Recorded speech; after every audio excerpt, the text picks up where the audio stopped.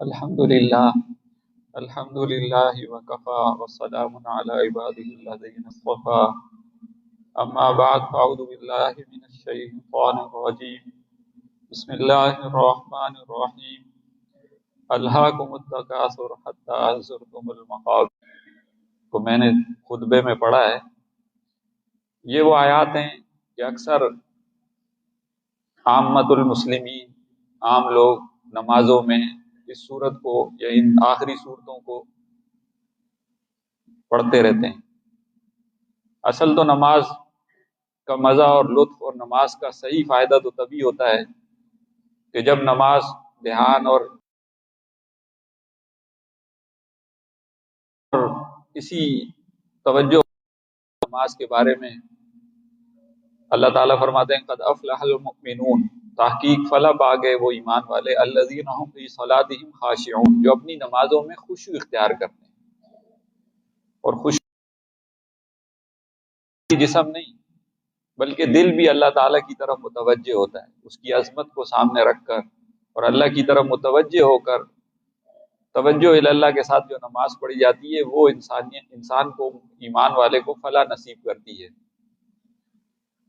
تو اصل نماز یہی ہے، اور اس کے لیے سب سے بنیادی چیز اچھی نماز کے لیے دھیان اور توجہ ہے۔ جب آپ کا دھیان اور توجہ نہیں ہے تو وہ نماز کبھی بھی اچھی نہیں بن سکتی۔ اور اس کے لیے بھی بنیادی چیز دھیان اور توجہ کو حاصل کرنے کی یہ ہے کہ آدمی جو پڑھ رہا ہے، جو زبان سے الفاظ ادا کر رہا ہے، اس کے معنی کا اور اس کے مفہوم کا اس کو استحضار ہونا چاہیے۔ اگر ان الفاظ کو زبان سے تو نکال رہا ہے لیکن ان کے معنی کا اور اس کے مفہوم کا اس کو استحضار نہیں ہے، اس کے معنی کی طرف ذہن نہیں جا رہا، پتہ نہیں ہے کیا پڑھ رہا ہوں، تو مشکل ہے کہ اس کی توجہ اللہ تعالیٰ کی طرف رہے۔ کیونکہ قاعدہ ہے کہ النفس لا تتوجہ الی شیئین فی وقت واحد، انسان کا نفس ایک وقت میں دو چیزوں کی طرف متوجہ نہیں ہوتا۔ اگر کبھی ایسا ہو بھی جائے کہ آپ کوئی چیز بھی دیکھ رہے ہیں اور لکھ بھی رہے ہیں، کوئی چیز سن بھی رہے ہیں اور کھا بھی رہے ہیں، تو ممکن ہے کہ کچھ توجہ دوسری چیز کی طرف ہو جائے لیکن وہ کامل توجہ نہیں ہوتی، دونوں طرف وہ ادھوری توجہ ہوتی ہے، یا ایک چیز کی طرف توجہ ہوتی ہے، دوسری کا آپ کو پتہ بھی نہیں چلتا کہ آپ کیا کر رہے ہیں۔ بعض اوقات لوگ کام کر رہے ہوتے ہیں اور ان کا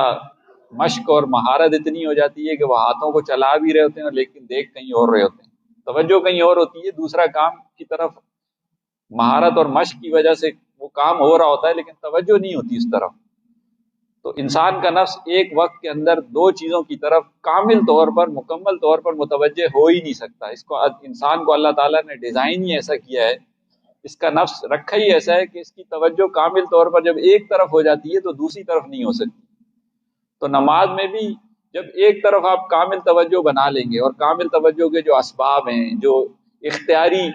صورتیں ہیں اور اختیاری طریقے انسان کے بس میں جو اللہ تعالیٰ نے رکھے ہیں، اس کو اگر آدمی اختیار کر لے گا اور اس پر آ جائے گا تو خود بخود دوسری طرف جو ہے وہ دھیان اور توجہ ہٹ جائے گی۔ اسی لیے بعض اوقات جو ہے نا، وہ بس میں سفر ہو رہا ہے، اب انسان مجبور ہے، وہاں کوئی ایسے گانے چل رہے ہیں یا کوئی ایسی آوازیں آ رہی ہیں جو غیر شرعی ہیں اور وہ آدمی نہیں سننا چاہتا، تو اس کا حل یہ نہیں ہوتا کہ آپ یہ سوچیں میں نہیں سن رہا، میں نہیں دھیان کر رہا، تو دھیان تو اور جائے گا۔ اس کا حل یہ ہوتا ہے کہ آدمی کسی اور کام میں اپنے آپ کو لگا لے، کسی چیز کے پڑھنے میں، کسی چیز کے ذکر میں، کسی اور چیز میں آدمی جو ہے نا کسی اور بات میں اپنے آپ کو مشغول کر لے، خود بخود وہ چیز ہوتے ہوئے بھی آپ کے کانوں میں جاتے ہوئے بھی آپ کا دھیان نہیں ہوگا اور آپ کو اس کی طرف توجہ نہیں ہوگی۔ کیونکہ جب کامل طور پر انسان دوسری طرف متوجہ ہو جاتا ہے تو پھر انسان کسی اور چیز کی طرف اس کا دھیان اور توجہ نہیں رہتی۔ تو نماز میں بھی بالکل یہی اصول اور یہی فارمولہ چلتا ہے کہ آپ اگر نماز کے اندر کامل توجہ نماز کی طرف کر لیں گے تو پھر خود بخود وساوس، خیالات اور اس طرح کی چیزیں جو نماز کو خشوع سے ہٹاتی ہیں وہ خود بخود ختم ہو جائیں گی، خود بخود ختم ہو جائیں گی۔ تو اس کا طریقہ کامل طور پر نماز کی طرف متوجہ ہونے کا یہ ہے کہ نماز تو ویسے وضو سے شروع ہو جاتی ہے، وضو ایک آدمی اچھے طریقے سے کرے سنت کے مطابق، ایسا کبھی نہیں ہو سکتا کہ آپ نے سنت کے خلاف وضو کیا اور آپ کو اچھی نماز نصیب ہو جائے۔ سنت کے مطابق آدمی وضو کرے، دعاؤں کے اہتمام کے ساتھ وضو کرے۔ دعاؤں کا پڑھنا تو وضو سے کیا زندگی میں مسلمانوں نے چھوڑ دیا۔ جیسے فقہا نے لکھا ہے نا کہ نماز کا سلام پھیرتے ہوئے جب آدمی دائیں طرف سلام پھیرتا ہے تو یہ نیت کرے کہ میرے دائیں طرف جتنے نمازی ہیں میں ان کو بھی سلام کر رہا ہوں، اور جو ملائکہ ہیں، فرشتے ہیں، ان کو بھی سلام کر رہا ہوں۔ اور اس کے دائیں طرف اگر امام موجود ہے تو امام کی اس کو میں نیت کر لے، اور اگر سامنے امام ہے تو دونوں طرف نیت سلام کرتے ہوئے امام کی نیت کرے، اور بائیں طرف سلام پھیرتے ہوئے پھر بائیں طرف جتنے مسلمان اور ملائک موجود ہیں جو ہمیں نظر نہیں آ رہے لیکن اللہ تعالیٰ کی یہ مخلوق موجود ہے، ہمارے ساتھ بھی موجود ہیں، تو ان کی نیت بھی کر لیں۔ تو فقہا نے لکھا یہ ایسا مستحب یا ایسی سنت ہے کہ جو، اور یہ فقہا آج نہیں، آج سے 400 سال پہلے کے فقہا لکھ گئے، یہ ایسی سنت ہے کہ مسلمانوں میں بالکل ہی ترک ہو گئی ہے۔ اب کوئی بھری نماز، مسجد میں کوئی نمازی ہوتا ہوگا اللہ کا کوئی نیک بندہ جو اس طرح کی نیتیں کرتا ہوگا ہر نماز میں، ورنہ آج امت کو پتہ ہی نہیں ہے کہ یہ اس طرح بھی نماز پڑھی، نماز ایسے پڑھنی چاہیے۔ تو ہر نماز میں اس طرح کی نیت، تو کامل توجہ، تو جو دعاؤں کا اہتمام ہے وہ بالکل ختم ہو گیا آپ زندگی سے، گھر سے نکلنے کی، گھر میں داخل ہونے کی، یہ جو دعائیں تھیں انسان کو اللہ تعالیٰ کی طرف متوجہ کرنے کا ایک ذریعہ تھی۔ جب ہم نے اس کو چھوڑ دیا تو اب ہم بالکل غافل ہو گئے، بالکل غفلت کی زندگی، کھا رہے ہیں، پی رہے ہیں، سو رہے ہیں، وضو کر رہے ہیں، بیت الخلاء جا رہے ہیں، نہا رہے ہیں، کپڑے پہن رہے ہیں، بازار جا رہے ہیں، جو مختلف دعائیں، مسنون آثار اور دعائیں موجود ہیں سب زبان پہ چڑھتی نہیں ہیں۔ اور بڑی مصیبت تو یہ ہے کہ یہ یاد ہوتے ہوئے بھی وقت پر یاد نہیں آتی۔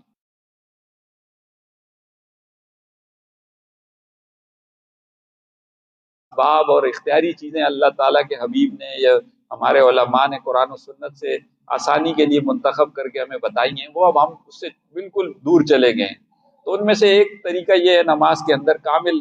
توجہ پیدا کرنے کا کہ آدمی وہ پڑھے، کیونکہ جو دعائیں، جو صورتیں یا زبان پر ایسے غیر اختیاری طور پر بھی پڑھے، اگر بار بار پڑھے گا تو نماز کا بننا بہت مشکل ہے، دھیان کا آنا بہت مشکل ہے، کیونکہ وہ اتنی آسانی کے ساتھ زبان پر چڑھ جاتی ہیں اور آسانی کے ساتھ زبان سے ادا ہو جاتی ہیں کہ دھیان بنانے کی ضرورت ہی نہیں پڑتی، اس کی طرف دھیان متوجہ ہی نہیں ہوتا۔ تو وہ کہتے ہیں، تو ایک حل یہ ہے۔ دوسرا حل یہ ہے کہ جو آدمی پڑھ رہا ہو، جو آدمی نماز کے اندر پڑھ رہا ہے، اس کے معنی کا بھی تو پتا ہو کہ میں پڑھ کیا رہا ہوں۔ تو اس لیے چھوٹی چھوٹی جو صورتیں ہوتی ہیں کم سے کم ان کے عوام الناس کو ان کے ترجمہ، ان کا معنی، ان کا مفہوم جو ہے وہ آنا چاہیے۔ اور یہ تو دیکھنے میں چھوٹی سی ہے لیکن ہے تو ایسی کہ پوری زندگی اگر ایک صورت کے مطابق اور اس کے معنی کو سمجھ کر اس کا مفہوم اگر حقیقت ہمیں حاصل ہو جائے تو ایک صورت ہی انسان کا بیڑا پار کرنے کے لیے، بیڑا پار کروا دیتی ہے، کافی ہے اس کے لیے۔ تو بالکل ایسی یہ بھی ایک چھوٹی سی صورت ہے، الہاکم التکاثر، سورہ تکاثر۔ تکاثر کا مطلب ہوتا ہے کہ انسان جو ہے وہ لذت حاصل کرنے کے چکر میں، اپنی دنیا کے چکر میں آخرت کو بھول جائے، ایک دوسرے سے آگے بڑھنے کی دوڑ اور توجہ میں اتنا مشغول ہو جائے کہ جو اس کا مقصود ہے اور جو اس کا ہدف ہے، جو اس کی آخرت ہے، اس کو بھول جائے۔ تو اللہ تعالیٰ اس آیت میں یہی فرما رہے ہیں، جو ایک عمومی مرض ہے جو ہر انسان کو ہوتا ہے کہ دنیا کو اللہ تعالیٰ نے دارالامتحان بنایا ہے، تو یہاں آ کر انسان ان لذتوں میں ہی منہمک ہو جاتا ہے اور ایسا لگتا ہے کہ اس کو آخرت کی یاد ہی بھول جاتی ہے۔ تو اللہ تعالیٰ فرما رہے ہیں الہاکم التکاثر، تمہیں دنیا کے اندر لذتوں نے، یہ جو آج کل بہت سارے ازم چل گئے ہیں نا، لبرلزم اور مٹیریلزم اور انڈیویجولزم اور پتہ نہیں کون کون سے ازم، کہ یہ سارے، اس سارے کی اگر بنیاد اور نچوڑ دیکھیں نا تو وہ یہی ہے، لذت، لذت، کہ بس کسی نہ کسی طرح انسان کو جو ہے نا وہ لذت مل جائے، میرا کیریئر، میرا مستقبل، میری زندگی، میرا جو ہے نا مفاد۔ تو اللہ تعالیٰ اسی طرف اشارہ کر رہے ہیں، الہاکم التکاثر، تمہیں یہ دنیا کے اندر لذتوں نے یا ایک دوسرے سے آگے بڑھنے نے، اس چیز نے بس غفلت میں ڈال دیا۔ تم ایسے ہو گئے ہو کہ جیسے جانور زندگی گزارتا ہے، تمہارے اور جانور کا لیول اب اس وقت برابر ہو چکا ہے، وہ بھی کھاتا ہے تم بھی کھاتے ہو، وہ کوئی زیادہ کھا لیتا ہوگا، شیر 8 کلو گوشت کھا لیتا ہوگا، اب آدھا کلو کھا لیں گے، بس فرق یہ ہے زیادہ اور کم کا، لیکن ہے زندگی ویسی کہ آپ بھی کھا رہے ہیں وہ بھی کھا رہے ہیں، اپنے بچوں کا بھی ویسی، ان کو بھی جانور بھی اپنے شکار کر کے بچوں کو کھلا رہا ہے، آپ بھی بس کما کر بچوں کو کھلا رہے ہیں، بس یہی زندگی کا مقصد بنا لیا ہے۔ اگرچہ یہ ایک ضروری کام ہے لیکن بہرحال یہ مقصد نہیں ہے، مقصد کچھ اور چیز تھی۔ تو اللہ تعالیٰ فرما رہے الہاکم التکاثر، تمہیں لذتوں نے، تمہیں اپنے مادی مفادات نے، تمہیں ایک دوسرے سے آگے بڑھنے نے بالکل غفلت میں ڈال دیا، بالکل غفلت میں ڈال دیا۔ حالانکہ زندگی کیسے گزارنی چاہیے تھی؟ ابن عمر رضی اللہ تعالیٰ عنہ کے کندھے پر آپ علیہ السلام نے ہاتھ رکھ کر فرمایا، صحابہ کرام تو نبی کریم صلی اللہ علیہ وسلم کی اداؤں کو بھی یاد رکھتے تھے نا، کس طرح نہ کہتا پھر بھی مقصد حاصل ہو جاتا، لیکن اس تعلق کو کون بھول سکتا ہے؟ تو ابن عمر کہتے ہیں آپ علیہ السلام نے میرے کندھے پر ہاتھ رکھا، میرے کندھے پر ہاتھ رکھ کر ارشاد فرمایا۔ ابن عمر رضی اللہ تعالیٰ عنہ فرماتے ہیں کہ انہوں نے کہا آپ علیہ السلام نے کہ یا ابن عمر کن فی الدنیا،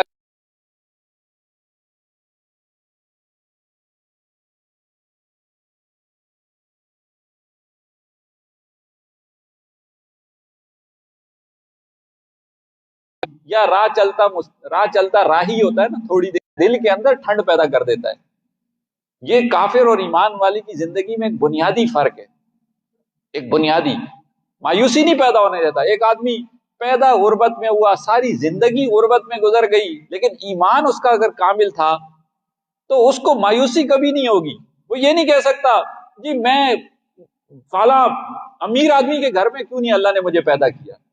ایک مالدار آدمی کے گھر میں کیوں مجھے پیدا نہیں کیا، ایک پڑھی لکھی فیملی کے گھر میں مجھے اللہ نے کیوں پیدا نہیں کیا تھا، میں بھی پڑھا لکھا ہوتا، میں کیوں جاہل رہ گیا، تعلیم حاصل کرنے کے میرے پاس مواقع نہیں تھے، میرے ماں باپ کے پاس اتنا پیسہ نہیں تھا، ماحول نہیں تھا، مجھے اللہ نے ایسے ماحول میں کیوں رکھا، مجھے اللہ تعالیٰ نے ایسی فیملی میں کیوں پیدا کیا، ایسے گھرانے میں کیوں اللہ تعالیٰ نے مجھے رکھا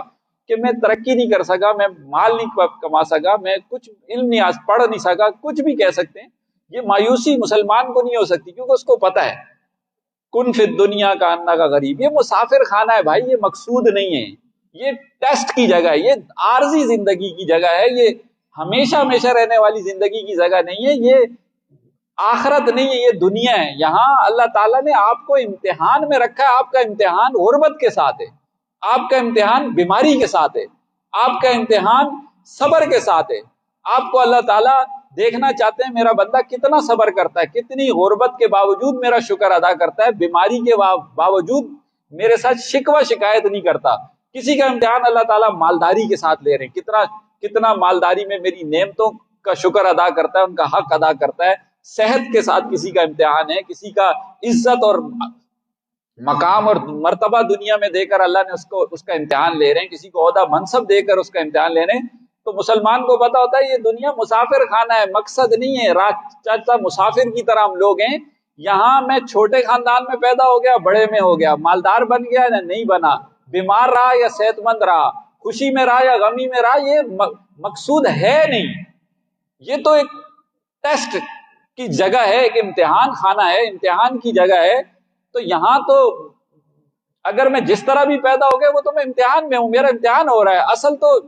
جو مجھے ہمیشہ ہمیشہ کی اور جو دائمی اور مستقل زندگی ملنی ہے وہ آخرت کی ہے۔ وہاں اگر میں خسارے میں رہ گیا اور اب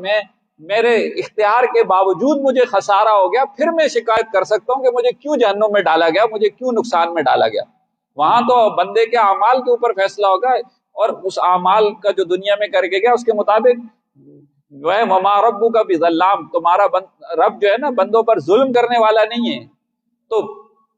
وہاں کوئی ظلم نہیں ہوگا، وہاں جہاں جو مقصودی زندگی ہے، ہمیشہ ہمیشہ کی دائمی زندگی ہے، وہاں اللہ تعالیٰ آپ کو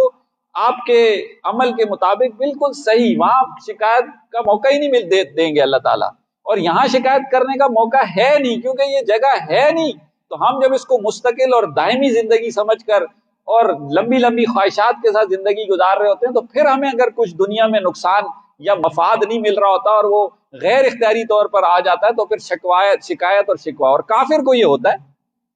اس کو وہ کہتا ہے میں کیوں ایسا ہوں، مجھے کیوں اس ایسی زندگی میں پیدا نہیں کیا گیا۔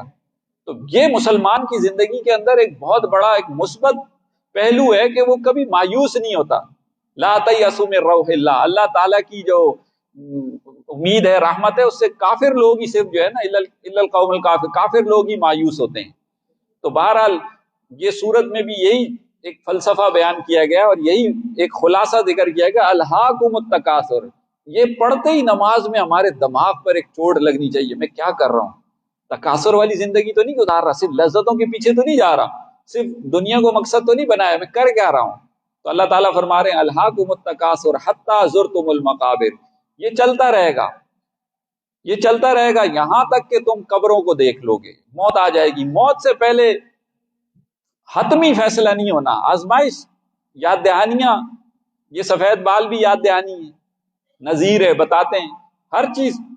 یاد دہانیاں کرائے گی، لیکن جو حتمی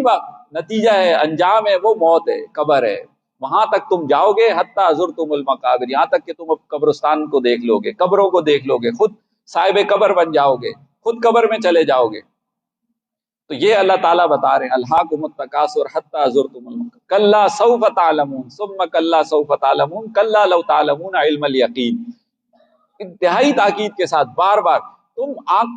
انسان کو فرما رہے ہیں اللہ تعالیٰ کہ اپنی یہ جو سر کی آنکھیں نا، اس سے تم جان لو گے، علم الیقین تمہیں حاصل ہو جائے گا، عین الیقین حاصل ہو جائے گا، پکا یقین تمہیں ایک وقت حاصل ہو جائے گا جب قبر میں چلے جاؤ گے. اور اس وقت جو ہے پھر تمہیں آخرت کا منظر کھلیں گے تو پھر پتہ چلے گا کہ جو ہے نا کیا کیا حقیقت تھی. تو یہ اللہ تعالیٰ ایک چھوٹی سی صورت ہے، لیکن اس کے اندر پوری زندگی کا ایک منظر، پوری زندگی کا ایک مقصد اور پوری زندگی کا ایک لائے عمل بتا دیا گیا ہے کہ بھائی یہ انفرادی زندگی، لذت والی زندگی، دنیا کی صرف دوڑ، آخرت سے بے فکری، اس کے اندر نہ رہو، بلکہ میری یاد، میرے دھیان، میری طرف متوجہ رہو کر اپنی عبادات کے اندر عبادات کو بہتر کرو، اپنے معاملات کو بہتر کرو، اپنی معاشرت کو بہتر کرو، اپنے اخلاق کو بہتر کرو، ہر چیز کے اندر بہتری لانے کی کوشش کرو، تاکہ تمہارے لیے یہ پھر یہ دنیا الہاکم التکاثر غفلت والی زندگی نہ بن جائے اور یاد والی زندگی بن جائے. تو ایک چھوٹی سی صورت ہے، اس سے آگے بھی ایک چھوٹی سی صورت ہے، لیکن پورا والعصر، عصر کے وقت کی قسم، تھوڑا سا وقت ہے، بالکل عصر مغرب کا وقت آج کل تو سردیوں میں اور ہی مختصر ہوتا ہے، تھوڑے سے وقت کی اللہ تعالیٰ قسم کھا رہے ہیں کہ زندگی بھی ایسے تھوڑی سی ہے، بالکل عصر کی وقت کی طرح ایک لمحے میں ختم ہو جاتی ہے، بالکل تھوڑا سا وقت ہے، معمولی سا وقت. اس کی قسم اللہ تعالیٰ فرما رہے ہیں والعصر، قسم عصر کے وقت، ان الانسان لفی خسر. چھوٹی چھوٹی صورتیں کہ انسان خسارے میں، ایک ایک صورت جو ہم نماز میں چھوٹی چھوٹی صورتیں بھی پڑھ رہے ہیں نا، بڑے بڑے مضامین اس کے اندر سمائے ہوئے ہیں، لیکن اگر دھیان ہو، توجہ ہو، نماز میں پڑھتے ہوئے اس کی طرف دل کے ساتھ متوجہ ہوں، معنی آتے ہوں، پھر تو کچھ دل پہ اثر ہوگا، ورنہ تو دل پہ اثر ہی کیا ہوگا، صرف زبان سے ہی نکل رہے ہیں اور ہوا ہو جا رہے ہیں الفاظ. تو اس لیے نماز پڑھتے ہوئے ان چھوٹی چھوٹی صورتیں اگر بڑی نہیں یاد تو کم سے کم ان چھوٹی چھوٹی صورتوں کے معانی کو، ان کے مطالب کو، ان کے مفہوم کو اچھی طرح ایسا ذہن نشین کر لینا چاہیے کہ یہ پڑھتے ہی بار بار فذکر فإن الذکریٰ تنفع المؤمنین، یہ نصیحت ہے نا، یہ مومنوں کو نصیحت کی باتیں فائدہ دیتی ہیں، تو تبھی فائدہ دیں گی جب ہم سمجھ رہے ہوں گے. تو اگر ہم پورا قرآن کو نہیں سمجھ پا رہے، پوری احادیث کے مجموعے کو نہیں سمجھ پا رہے، یا ہم ہمارے سامنے پڑھی جا رہی ہیں، سنی جا رہی ہیں، لیکن ہمیں پتہ نہیں چل رہا، لیکن کم سے کم ہمارے لیے اتنی اللہ تعالیٰ نے جو ہے نا وہ رعایت رکھ دی، آسانی پیدا کر دی ہے کہ وہ پورے مضامین اور پورے جو ہے نا وہ جو ہے جو بات ہمیں سمجھانی چاہیے تھی وہ چند آیتوں میں بھی ہمیں سمجھا دی گئی ہے. لیکن بس یہ ہے کہ دل کا متوجہ ہونا اور دل کے ساتھ اس کی طرف متوجہ ہونا ضروری ہے. پھر اس کے بعد جب ایک حقیقت انسان کو حاصل ہو جائے گی، پھر انسان کو پتہ ہے کہ پھر ناکامی نہیں ہے. اسی لیے حضرت ابن عباس رضی اللہ تعالیٰ عنہ کو آپ علیہ السلام نے کیا فرمایا، ان کو پیچھے بٹھایا، کنت خلف النبی صلی اللہ علیہ وسلم یومن، کہتے ہیں ایک دن میں نبی کریم صلی اللہ علیہ وسلم کے پیچھے سواری پر بیٹھا ہوا تھا، تو آپ نے فرمایا یا غلام، اے بچے سن لے. کیا چھوٹے بچے کو بھی آپ نصیحت فرما کر کہہ رہے ہیں کہ سن لے، احفظ اللہ یحفظ کا، اللہ کو سامنے رکھ، اللہ کی حفاظت کر. اللہ کی حفاظت کا کیا مطلب؟ اللہ کی شریعت کی حفاظت کر، اس کی نافرمانی کر، یحفظ اللہ، اللہ تیری حفاظت کرے گا. احفظ اللہ تجدہ تجاک، اللہ کی حفاظت کر، اللہ کو اپنے سامنے پائے گا. وَعْلَمْ أَنَّ الْأُمَّةَ لَوِ اجْتَمَعَتْ، اور اگر جان لے کہ پوری امت، پوری دنیا اگر جمع ہو جائے اس بات کے اوپر، أَلَا أَن يَنفَعُوكَ بِشَيْءٍ، کہ تجھے کسی چیز کا جو ہے نفع پہنچائیں، لن ينفعوا بشیء، تجھے ہرگز پوری دنیا مل کر نفع نہیں پہنچا سکتی، الا ما كتب اللہ لک، مگر جو اللہ نے تجھے نفع تیرے مقدر میں لکھ دیا وہی ملے گا۔ وَإِنِ اجْتَمَعُوا عَلَىٰ أَن يَضُرُّوكَ بِشَيْءٍ، اور اگر وہ پوری امت، پوری انسانیت جمع ہو جائے تجھے معمولی سا نقصان پہنچانے کے اوپر بھی، لن يضروك بشيء، تجھے کچھ بھی ذرہ برابر بھی نقصان نہیں پہنچا سکتی، الا ما كتب اللہ علیک، مگر جو نقصان اللہ نے تیری تقدیر میں، تیرے مقدر میں لکھ دیا ہے۔ تو یہ ایمان اور یہ یقین تبھی بنے گا نا جب جو پڑھا جا رہا ہے، جو اللہ کے احکام میں بار بار کانوں میں پڑھتے ہوئے دھیان اور توجہ کے ساتھ، اس سے ایمان میں قوت اور جلا پیدا ہوتی ہے، روشنی اور دل میں نورانیت آتی ہے۔ تو اس لیے نمازوں کے اندر جو ہم پڑھ رہے ہیں کم سے کم اس کا استحضار ضرور ہونا چاہیے، اور جو مسنون دعائیں نبی کریم صلی اللہ علیہ وسلم نے ہمیں جو ہے نا وہ سکھائی ہیں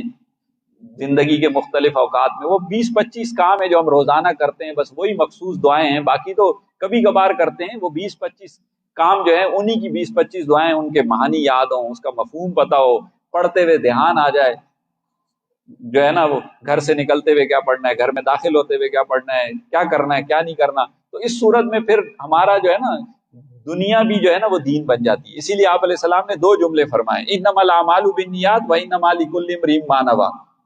علماء نے لکھا ہے کہ دونوں جملے ایک جیسے لگتے ہیں، اعمال کا دار و مدار نیتوں پر ہے، وانما لکل امرئ ما نوی، اور ہر انسان کو وہی ملے گا جو وہ نیت کرے۔ بظاہر ایسے لگتا ہے ملتے جلتے جملے ہیں، 2 جملے ہیں، ایک بات جو ہے نا وہ دو بار کہی گئی ہے، دونوں کا مقصد ایک ہی ہے، لیکن ایسا نہیں ہے۔ علماء کہتے ہیں دونوں میں فرق ہے، دونوں کا اپنا اپنا ایک مفہوم ہے، 2 علیحدہ علیحدہ باتیں، یہ دونوں مقصود ہیں اور دونوں سمجھانا مقصد ہے۔ ایک کیا، انما الاعمال بالنیات، کہ جتنی تم عبادات کر رہے ہو، نیکی براہ راست جو عبادات ہیں وہ اس کے اندر اخلاص پیدا کرو، اللہ کے لیے وہ کام کرو، نماز پڑھ رہے ہو اللہ کے لیے، زکوٰۃ دے رہے ہو اللہ کے لیے، حج کر رہے ہو اللہ کے لیے، جتنی بھی براہ راست عبادات ہیں، روزے رکھ رہے ہو اللہ کے لیے، وہ اس میں اخلاص پیدا کرو، اللہ کے لیے ہونا چاہیے۔ اور دوسرا جملہ فرمایا وَإِنَّمَا لِكُلِّ امْرِئٍ مَّا نَوَىٰ، کہ جو انسان ان عبادات کے علاوہ، یہ تو محدود ہیں، ان کے علاوہ اکثر اوقات میں جو دنیا کے کام کر رہا ہے، مباح کام ہے،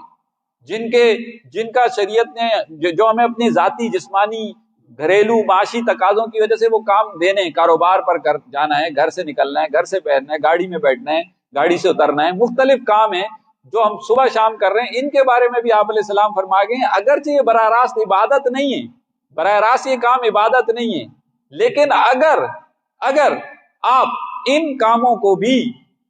اللہ تعالیٰ کی اطاعت کی نیت سے، نبی کریم صلی اللہ علیہ وسلم کی اطاعت کی نیت سے، گھر میں داخل ہوئے بچہ کھیل رہا ہے، حضرت ڈاکٹر عبدالحی عارفی صاحب رحمۃ اللہ علیہ فرماتے تھے، اور اس کے لیے برسوں کہتے ہیں میں نے مشق کی اپنے شیخ کی خدمت میں رہ کر، گھر میں داخل ہوئے بچہ کھیل رہا ہے، دل چاہے چھوٹا معصوم بچہ ہے اٹھا لوں، پیار آیا، محبت ہے، اپنی اولاد ہے، لیکن ایک لمحے کے لیے یہ کام صرف ذہن میں ہو رہا ہے، ایک لمحے کے لیے روکے کہ میں اپنے نفس کے لیے اس کو پیار نہیں کروں گا، مجھے اچھا لگ رہا ہے اس لیے نہیں کروں گا، مجھے خوشی ہو رہی ہے اس لیے اس کو اٹھاؤں گا، پیار نہیں کروں گا، بلکہ نبی کریم صلی اللہ علیہ وسلم کی سنت ہے، آپ علیہ السلام کی اطاعت میں بچوں کے ساتھ محبت کرنا، دین کا حکم سمجھ کر اس لیے کروں گا۔ اب وہ ایک لمحے کے اندر جو چند 1-2 سیکنڈ میں اس نے جو نیت کی، اس سے وہ ارادہ بدلنے کی وجہ سے وہی کام، وہی جو اپنے نفس کے لیے کر رہا ہے، وہی دین، وہی عبادت بن گیا، اس پر بھی ثواب ملے گا، اس پر بھی ویسے ہی ثواب مل رہا ہے جیسے عبادت پر ثواب مل رہا ہے۔ تو اس لیے 2 جملے آپ علیہ السلام نے فرمائے، انما الاعمال بالنیات وانما لکل امرئ ما نوی، کہ عبادتوں میں تو اخلاص پیدا کرو، اور جو عبادتیں نہیں ہیں، مباح کام ہیں، دنیا داری کے کام سمجھے جاتے ہیں، لین دین معاشرت کے، ان میں بھی اگر آپ اللہ اور اللہ کے رسول کی اطاعت کی نیت کر لو تو اس کے بعد بھی اس کا ریٹ جو ہے نا وہ عبادات والا لگے گا، اس کی قیمت بھی بڑی بلند ہو جائے گی، ورنہ پھر تمہیں نہ ثواب ہے، ٹھیک ہے آپ کو گناہ تو نہیں ہے لیکن ثواب بھی اس کام پر نہیں مل رہا، کوئی آپ کا وقت بس ایسے ہے جیسے ضائع ہی ہو گیا۔ وہ محبت کرنا، بیوی بچوں کے ساتھ بیٹھنا، وہ بھی آپ کا عبادات میں شمار ہو رہا ہے، آپ کا میٹر چل رہا ہے، آپ کا میٹر عبادات کا ثواب کی طرح چل رہا ہے، آپ کے نامہ اعمال میں وہ درج ہو رہا ہے۔ تو لازمی سی بات ہے، یہ ایک مشق ہے، ایک محنت ہے، دھیان اور توجہ کے بعد یہ پیدا ہوتی ہے۔ تو اس لیے اللہ جو ہم دعائیں پڑھ رہے ہیں، پڑھنے کا مسنون دعائیں ان کو پڑھنے کا اہتمام کریں، اور نماز کے اندر خاص طور پر اپنا دھیان اور توجہ بنانے کے لیے ان صورتوں کے معنی کو، مفہوم کو سمجھ کر پڑھیں، تو نماز میں بھی بہتری آئے گی، خشوع پیدا ہوگا، اچھائی پیدا ہوگی، اور نماز اچھی ہوگی۔ اللہ تعالی ہمیں عمل کی توفیق عطا فرمائے۔ وآخر دعوانا